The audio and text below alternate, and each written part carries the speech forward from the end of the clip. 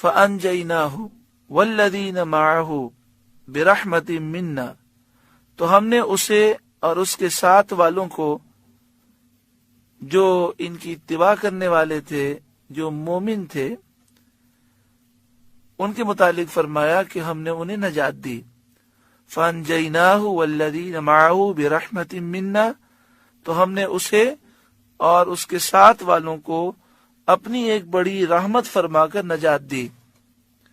تو جو آپ پر ایمان لائے تھے وہ بھی عذاب سے بچے اور آپ بھی عذاب سے محفوظ رہے۔ وَقَطَعْنَا دَابِرَ الَّذِينَ كَذَّبُوا بِآيَاتِنَا، اور جو ہماری آیتیں جھٹلاتے تھے ان کی جڑ ہم نے کاٹ دی، یعنی جو حضرت ہود علیہ السلام کی تکذیب کرتے تھے اور اللہ کی آیتوں کو جھٹلاتے تھے وہ تباہ و برباد ہوئے۔ وَمَا كَانُوا مُؤْمِنِينَ، اور وہ ایمان والے نہ تھے۔ وہ اس طرح ہلاک کیے گئے کہ ان میں سے ایک بھی نہ بچا۔ ان کی ہلاکت کا مختصر واقعہ یہ ہے کہ قوم عاد ایک ریگستان میں رہتی تھی جس کا نام تھا احقاف۔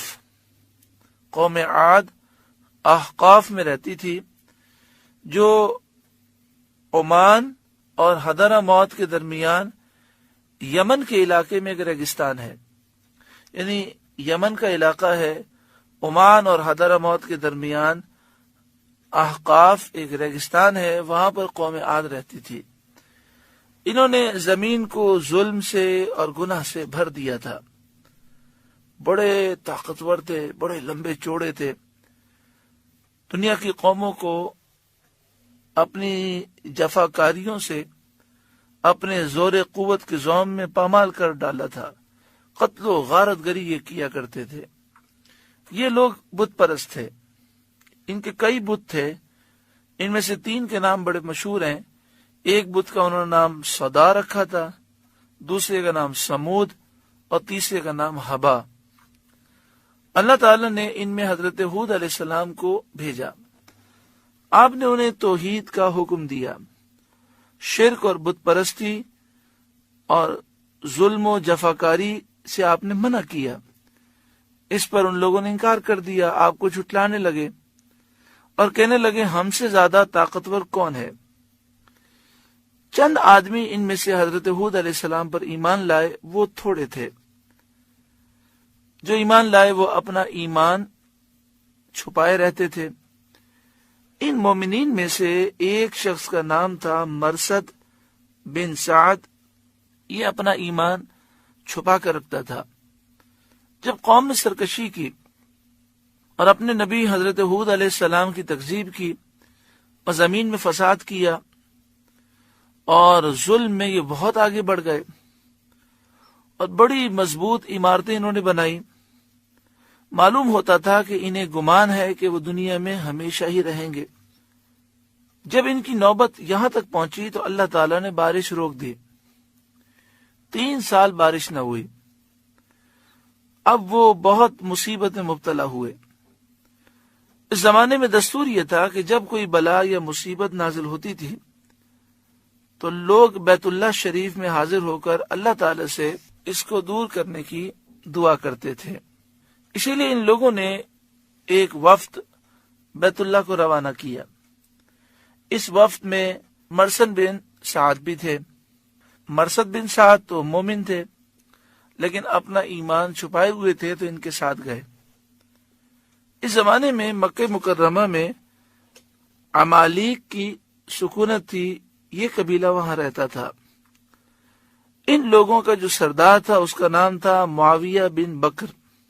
معاویہ بن بکر کے خاندان کا ایک حصہ قوم عاد میں تھا، اس کی ماں کی طرف کا جو خاندان تھا وہ قوم عاد میں تھا، اور اسی علاقے سے یہ وفد مکہ مکرمہ کے حوالی میں معاویہ بن بکر کے یہاں مقیم ہوا۔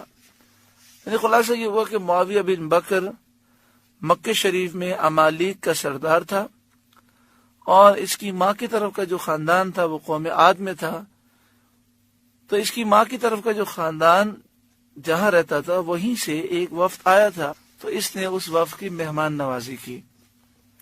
اس نے ان لوگوں کا بہت اکرام کیا، بہت خاطر مدارت کی۔ یہ لوگ وہاں شراب پیتے، کنیزوں کا ناچ دیکھتے تھے۔ اس طرح انہوں نے عیش و عشرت میں 1 مہینہ گزار لیا۔ معاویہ بن بکر کو یہ خیال آیا کہ یہ لوگ تو آرام میں پڑ گئے اور قوم کی مصیبت کو بھول گئے۔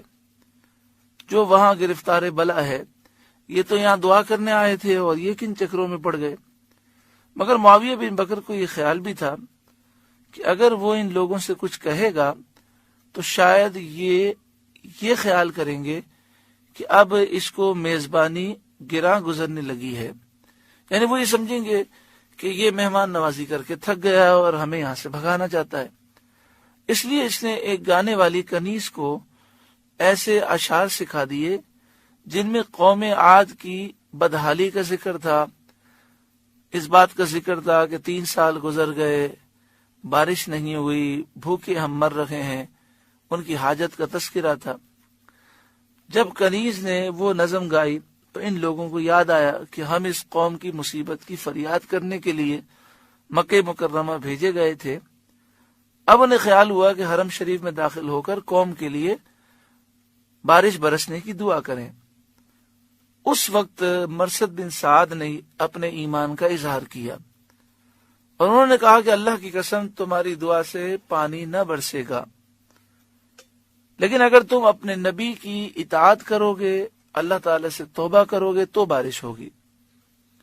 ان لوگوں نے مرثد کو چھوڑ دیا اور خود خانہ کعبہ میں جا کر دعا کرنے لگے۔ اللہ تعالیٰ نے 3 بادل بھیجے، ایک سفید رنگ کا تھا، ایک لال کلر کا اور ایک کالے کلر کا۔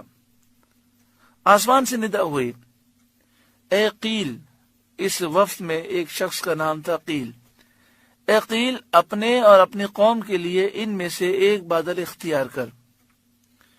اس نے سوچا ایک سفید ہے، ایک لال بادل ہے اور ایک کالا بادل ہے، تو کالے کو اختیار کرنا چاہیے، کیونکہ کالا جب آئے گا تو خوب بارش ہوگی۔ چنانچہ اس نے کالا بادل اختیار کیا۔ اب یہ لوگ وہاں سے چلے، یہ کالا بادل ان کے سر پر تھا اور ساتھ ساتھ چل رہا تھا، اور یہ بادل قوم عاد کی طرف بڑھا۔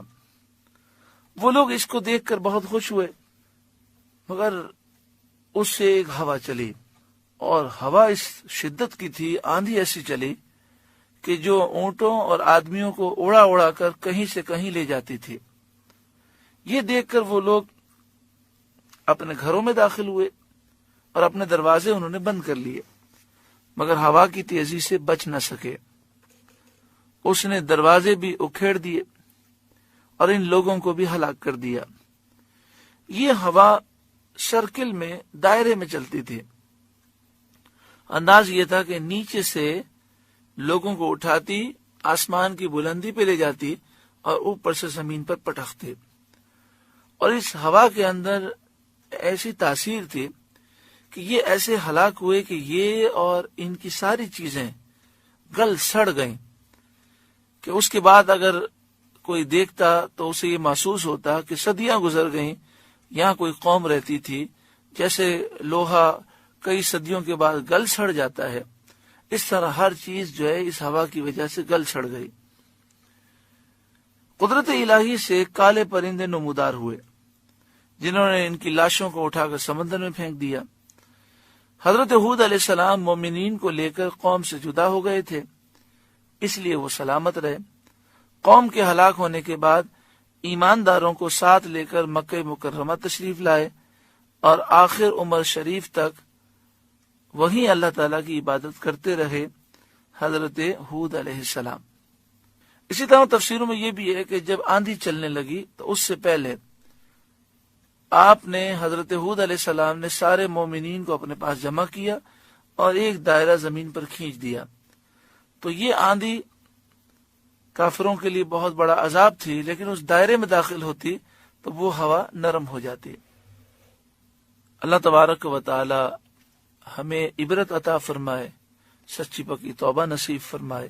سورۃ الاعراف کا 9واں رکوع مکمل ہوا۔ اللہ تعالی اس رکوع کے نور سے ہمارے قلوب کو روشن فرمائے۔